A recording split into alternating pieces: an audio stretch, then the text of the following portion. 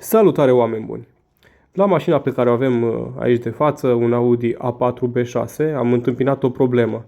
Și anume, ștergătoarele din față nu mai făceau cursa completă.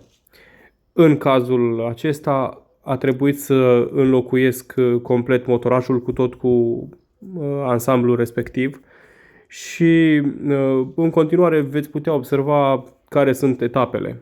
Ce trebuie să faceți și ce trebuie să nu faceți, mare atenție, ce să nu faceți când alegeți să schimbați pe cont propriu această piesă. Eu am făcut o greșeală monumentală, ca să zic așa.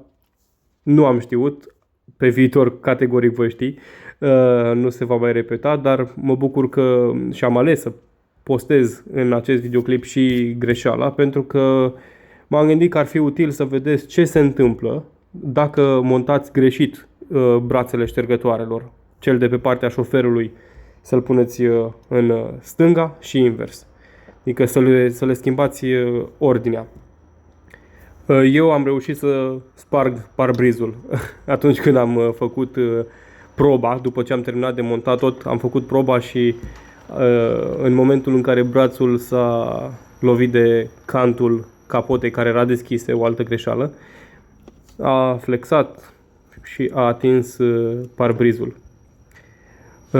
Ce lecție am învățat eu și vă sugerez să vă însușiți e că niciodată să nu spuneți am terminat înainte de a verifica de 2 ori ce ați făcut. Să mai treceți în revistă încă o dată de etapele pe care le-ați făcut și abia atunci puteți spune am terminat treaba.